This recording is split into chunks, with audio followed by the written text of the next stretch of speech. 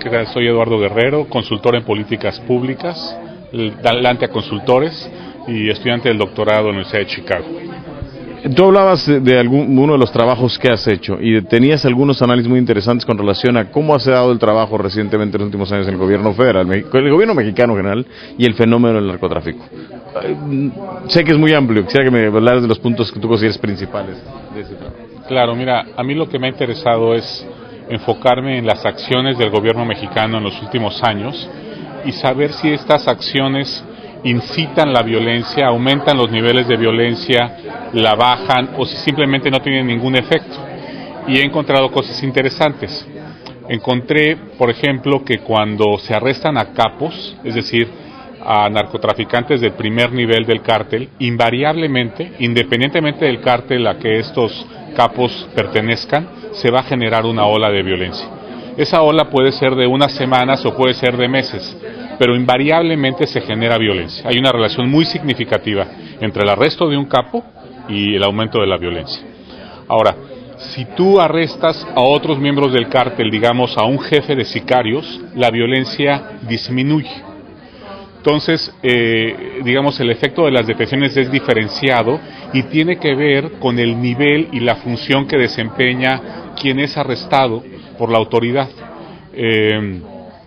Hay cárteles especialmente violentos que te generan muchos problemas cuando les arrestas a un miembro de la cúpula. Por ejemplo, la familia o los zetas son muy violentos y se generan también problemas internos de sucesión de quien es arrestado. Entonces se genera violencia, ¿no?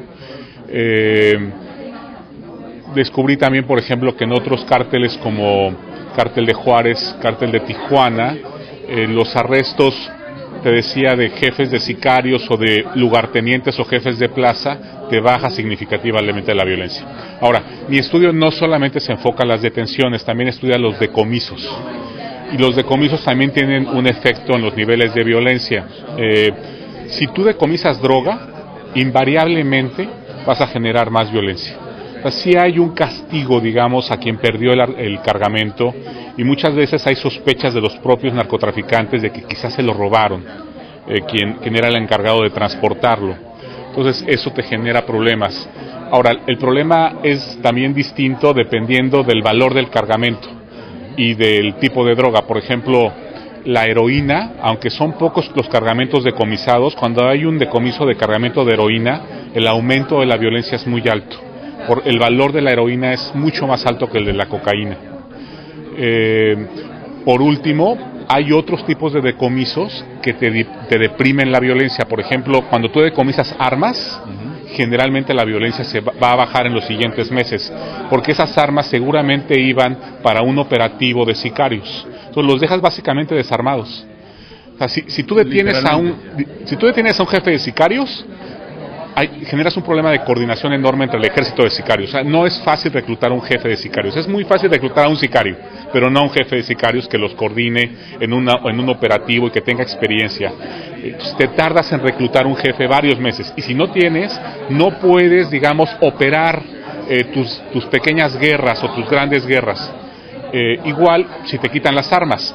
También cuando decomisas dinero, disminuyes la violencia, que muchas veces ese dinero iba justamente para la compra de armas.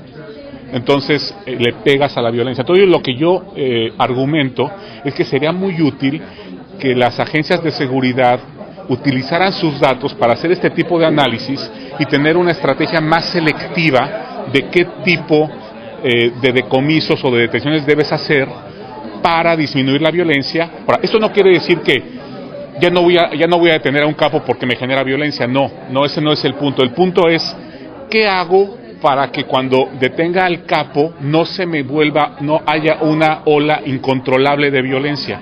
Entonces tienes que hacer un trabajo de inteligencia y saber cuál es la posición del capo en el cártel, cuáles son sus probables enemigos, quién va a lanzar una ofensiva en el momento en que tú detengas al capo, para justamente avanzar tus fuerzas del ejército y de la policía y evitar enfrentamientos muy cruentos entre las bandas, ¿no? Es el punto, ¿no? De entrada se me ocurren dos preguntas. La primera, con relación a ¿por qué tienes alguna hipótesis de por qué se decomisa mucho menos o por qué es mucho más cara la heroína o la cocaína? Porque vemos pocos decomisos en el país de estas dos, en el sentido de que, no sé, hay una mayor simulación o como decíamos anteriormente, se presta a que sacrifiquen algo de marihuana, pero no a que sacrifiquen algo de coca o de heroína, por ejemplo. Esa sería la primera pregunta. Y la segunda, ¿has tenido éxito en que este trabajo de análisis sea utilizado por las autoridades? Mira, primer punto, no sé por qué hay tan pocos cargamentos de heroína, sobre todo cuando los reportes de la ONU y del Departamento de Justicia de Estados Unidos nos dicen que ha crecido mucho en México la producción de heroína. Entonces, esa es una paradoja y mencionaré una hipótesis. Yo creo que la heroína es tan cara y es tan valiosa para los cárteles que los cárteles invierten muchísimo dinero en cooptar a las autoridades. Entonces es tan caro para ellos la pérdida de un cargamento que están dispuestos a dar mucho dinero porque eso no suceda, o son mucho más cuidadosos también con la operación y la logística de la transportación de heroína, ¿no? Pues, más que con la coca y con la marihuana, ¿no? Ahora, sí he tenido éxito en que esto lo conocen las autoridades.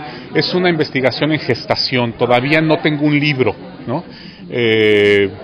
Quiero, ahora que concluya la investigación y se publique, divulgarla y sobre todo decirles a las autoridades, trabajen con sus datos y sean más accesibles con los datos para investigadores como yo, que les pueden brindar un análisis más fino de la información y de ese análisis ustedes puedan desprender medidas más efectivas para atacar el problema y para no generar tanta violencia, ¿no? Me preocupa mucho que las autoridades tengan una idea un tanto permisiva y favorable con la violencia.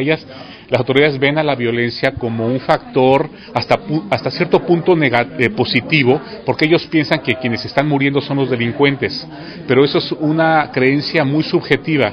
En realidad, cuando uno se acerca y ve el universo de ejecutados, hay mucha gente que se está muriendo, que no era gente involucrada directamente con el negocio, como los familiares de delincuentes, o con indigentes y gente muy pobre que tuvo que entrar al negocio por amenazas y porque básicamente los intimidaron y les dijeron que tenían que vender algunas dosis, digamos, de droga sintética o de coca a fuerzas, quisieran o no. Y esta gente está muy desprotegida, termina siendo asesinada y ya ni siquiera esas muertes se investigan, cosa que también es muy alarmante, ¿no? Por último, decías tú también que había incluso métodos para desaparecer a esas víctimas, y hablabas de un método muy específico que no había escuchado y aquí no había leído tampoco en el país. ¿Me puedes hablar de este asunto en particular? Sí, mira... una biodegradación, por decirlo de alguna forma. Teníamos primero el asunto del ácido, ¿no? De desaparecer los cuerpos en ácido, de incinerarlos. También los entierran mucho en grietas, en barrancos donde pues son lugares muy inaccesibles y es muy difícil encontrar ahí los cadáveres. Y una última modalidad que encontré recientemente es que llevan los cadáveres a lugares donde hay muchas aves de carroña y los cortan y los rocían con líquidos que atraen la presencia de las aves, y el cadáver es devorado en unos pocos minutos, queda solo el esqueleto después es triturado con un martillo, se le vierte líquido y después el propio esqueleto es también devorado por las aves, o sea, no queda absolutamente nada del cadáver. ¿Dónde y cuándo empezaron a ver estos casos? No, mira, yo no tengo la ubicación, o sea, a mí lo que me pasaron fueron las fotos y un video de la modalidad, que te puedo con mucho gusto enviar, pero no viene dónde la ubicación del evento.